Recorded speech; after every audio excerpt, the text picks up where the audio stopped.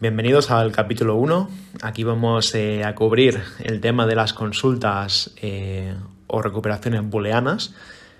Y ahora sí que ya empezamos pues con el contenido en sí del libro. El capítulo 0 es contenido que lo cubría el capítulo 1 del libro, pero que no estaba necesariamente relacionado con las consultas booleanas. Y por eso lo había separado en su propio capítulo.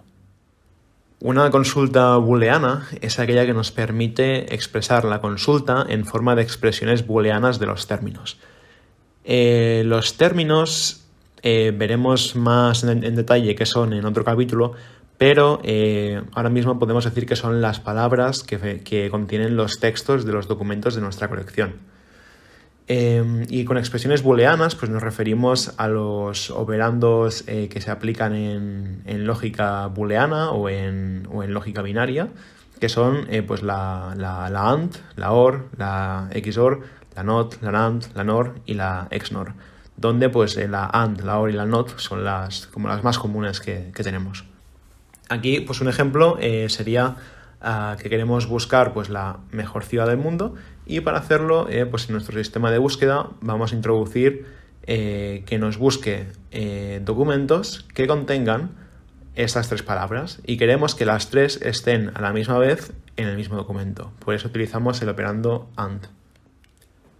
Un primer intento para implementar las consultas booleanas es utilizar lo que se llama grepping. Si sois usuarios de Linux, muy probablemente ya tengáis cierta familiaridad con el comando grep, que nos sirve para buscar palabras o cadenas en un texto, y aquí el concepto es muy similar. En el grepping lo que hacemos es un escaneo lineal de todos los documentos de una colección. A todos los documentos de una colección o a todas las palabras de una colección la podemos llamar corpus también. En este escaneo lineal pues lo que hacemos es que tenemos nuestra consulta, ¿no? Entonces vamos documento por documento y vamos leyendo todas las palabras que hay en los documentos y vemos si cumplen la condición de nuestra consulta booleana o no. Esto puede ser suficiente e incluso una solución óptima en colecciones pequeñas, porque hoy en día, pues con la potencia de los ordenadores, si tenemos que recorrer textos o colecciones que no son muy grandes, pues en cuestión de segundos nos lo va a encontrar. Pero el grepping pues tiene también bastantes limitaciones, y que es lento para grandes colecciones de documentos, y al final hacer queries, ¿no? Hacer consultas en grandes colecciones es una cosa muy habitual hoy en día, ¿no? Por ejemplo, el motor de búsqueda de Google pues tiene una colección enorme de documentos, y entonces ejecutar este escaneo lineal en tiempo de consulta no es óptimo y sería extremadamente lento. Tampoco soporta consultas flexibles, pues en el sentido de que, por ejemplo, si queremos utilizar comandos más especializados, como que haya dos palabras y que dentro del documento estén cercanas o no, esto es una cosa que con grepping es muy complicada de hacer y que además vuelve la consulta aún mucho más lenta. Y por último, tampoco nos permite clasificar o ordenar los documentos por relevancia. Un documento es relevante, pero lo es pues con un grado de relevancia, no tiene por qué ser binario de es relevante o no es relevante. Entonces, habrá documentos que sean más relevantes que otros, y nos gustaría pues ordenarlos para mostrárselos al usuario en el orden que creemos que van a ser más relevantes para él. Entonces, hacer esto con grepping pues tampoco es posible, porque nos faltan muchas otras heurísticas que con grepping no se pueden calcular. Para mejorar el problema que tenemos del escaneo lineal, lo que podemos hacer es preprocesar y como calcular con antelación a la consulta una estructura de datos que nos permita aplicar estas consultas de una forma mucho más rápida. A este concepto que vamos a ver se le llama matriz de incidencia binaria de términos y documentos, y consiste en extraer primero los términos de todos los documentos sin duplicados, en el sentido de que si la misma palabra ocurre varias veces en un documento o ocurre varias veces en diferentes documentos, la vamos a considerar solo una vez, y además por cada documento guardamos si contiene o no cada término de la colección. Entonces, aquí lo que En lo que esto consiste es en montar una matriz como la que estamos ahora viendo por pantalla, en la que vamos a tener, las filas y columnas en verdad las podemos invertir, no importa mucho cómo las coloques, pero en este caso pues las columnas representan documentos y las filas representan términos. En este ejemplo de aquí lo que tenemos son pues 3 obras de Shakespeare y hemos elegido 3 términos de todas las palabras que aparecen en esos 3 libros pues para hacer el ejemplo cortito, ¿no? Pero aquí lo que nos viene a decir es que la palabra Antony aparece en el libro de Julius Caesar, la palabra Brutus aparece en el libro de Julius Caesar y en Hamlet, y la palabra Mercy aparece en el libro de Tempest y en Hamlet. Es decir, cuando haya una ocurrencia de ese término en el libro, en la casilla que une el término con el libro, lo vamos a marcar con un 1, en el sentido de que aparece. Con el 1 queremos decir que ese término aparece en el libro, y con un 0 queremos decir que no aparece en ese libro. Entonces, esto lo hacemos pues para cada combinación de término-libro. Entonces, con esta tabla o matriz, lo que podemos ver, según cómo miremos la matriz, es que si lo miramos fila a fila, pues tenemos unos vectores que nos dicen en qué documentos aparece un término, y si lo miramos columna a columna, nos dice por vectores qué palabras aparecen en cada documento. Para usar esta matriz de incidencia, lo que tenemos que hacer es primero formular la consulta pues de forma booleana. En este caso, nuestra consulta es Antony and Brutus and not Mercy, lo que quiere decir que queremos buscar documentos en los que aparezca la palabra Antony y Brutus, pero que no aparezca la palabra Mercy. Si esto lo aplicamos a nuestra tabla y extraemos, en este caso por fila, a los unos y ceros, ¿no? Como si fuera una expresión binaria, pues nos queda pues 1, 0, 0, and 1, 0, 1, and not 0, 1, 1. Esto lo simplificamos, aplicamos la not, que pues en el mundo binario aplicar la not es hacer el complemento, ¿no? del número, o sea, lo que es un 0 convertirlo en 1 y un 1 en 0. Y si aplicamos las dos ands, pues nos va a quedar un vector tal que 1, 0, 0. Este vector nos va a decir en qué libros, qué libros, qué documentos satisfacen la consulta booleana.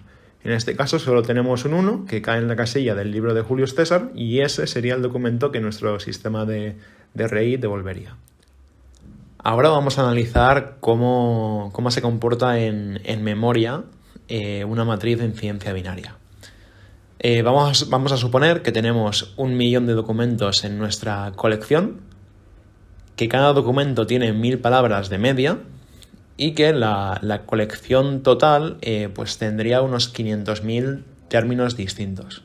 O sea que entre todas las palabras que hay en el millón de documentos, esto nos da unos 500.000 términos distintos.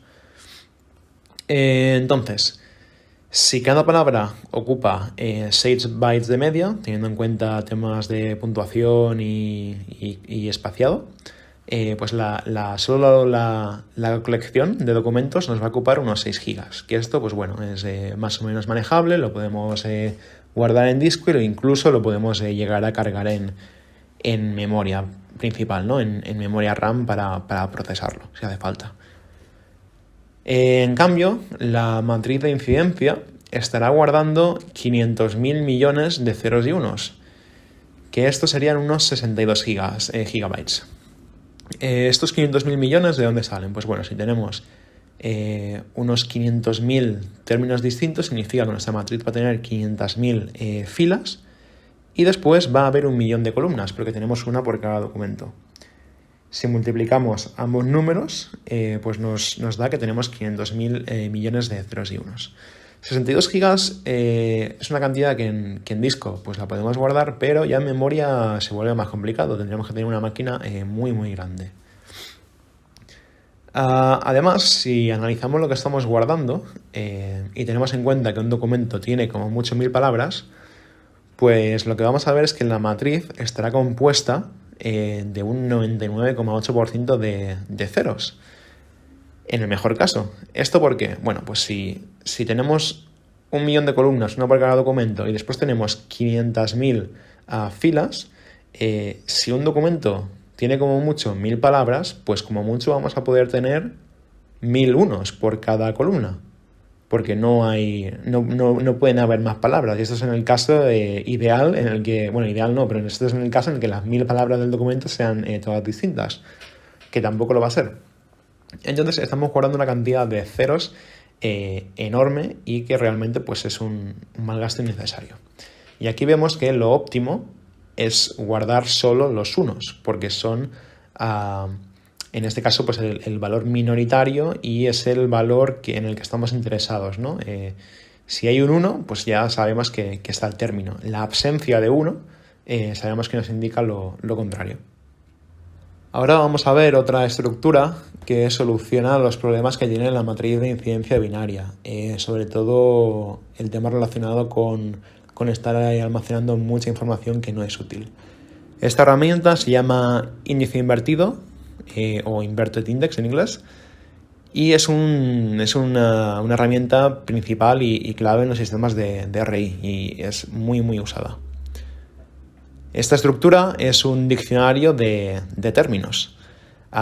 Otra vez, aquí los términos son distintos, es decir, que solo tenemos en cuenta una vez el término que aparezca en toda la colección, y si aparece más de una vez vamos a combinar sus resultados.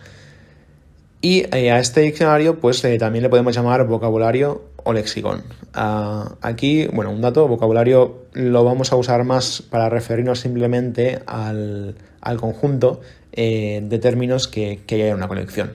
Y diccionario pues para referirnos al diccionario en sí. Cada término va a ser una llave en el diccionario y el valor asociado a esta llave va a ser una lista que guarda los documentos en los que el término llave aparece. Cada documento en la lista lo vamos a llamar posting o publicación y la lista de documentos en sí la podemos llamar lista de postings o lista de publicaciones. Además, a cada documento le vamos a asignar, si es que no lo tiene ya, un identificador, un ID, para hacer su almacenamiento más sencillo, como veremos más tarde. Ahora vamos a ver cómo construir un índice invertido. Primero, recopilamos todos los documentos de nuestra colección. Después, tokenizamos el texto de los documentos y lo ponemos en una lista. Aquí por tokenizar lo que nos referimos es en dividir el texto en tokens o en palabras, que no son del todo lo mismo, pero el tema de tokenizar lo vamos a ver más adelante. Después normalizamos los tokens y eliminamos aquellos tokens o términos que estén duplicados. Lo que se hace en la normalización también lo vamos a ver en un capítulo posterior. Entonces, estos tokens o términos índice van a ser pues nuestras claves, ¿no? nuestras keys en el diccionario. Y después, por último, indexamos los documentos por los términos que contienen. Es decir, por cada término índice que tengamos, pues vamos a vincularlo a una lista de postings y vamos a guardar en lugar del documento como tal el identificador del documento. Y si necesitamos acceso a ese documento, pues con el identificador lo podemos hacer. Pero de esta forma solo guardamos pues un número relativamente pequeño para ahorrar espacio. Ahora vamos a ver cómo almacenar un índice invertido. Antes hemos visto pues lo que ocuparía una matriz de incidencia binaria. Ahora no vamos a ver lo que ocuparía esto, que como hemos visto antes es bastante más pequeño, pero sí que vamos a ver, digamos, como diferentes opciones que tenemos para guardar esto. Para empezar, decir que el diccionario, o sea, solo la parte de las claves, suele ser más pequeño que lo que ocupa las listas de los postings. Después, el diccionario por lo general lo vamos a guardar en memoria. ¿Esto por qué? Porque nos interesa tener una tabla de lookup, ¿no? para poder buscar pues, las listas de forma muy eficiente. O sea, vamos a tener un diccionario en el que vamos a guardar los términos como la clave y después simplemente un puntero a la lista de postings. La lista como tal no va a estar en ese momento cargada en memoria, pero sí que vamos a tener una referencia que nos permita cargarla. Entonces, la estructura de los diccionarios, como es pequeña y como nos interesa tener un acceso rápido a través de este diccionario, pues lo vamos a mantener en memoria. Sin embargo, las listas que son más grandes las vamos a tener en disco y solo las vamos a recuperar cuando nos haga falta acceder a ella. La lista de postings en algún momento la tenemos que cargar en memoria. Y para hacer esto, pues podemos utilizar un array variable o una linked list. Aquí al final, pues bueno, utilizar una u otra pues depende un poco de nuestro caso de uso.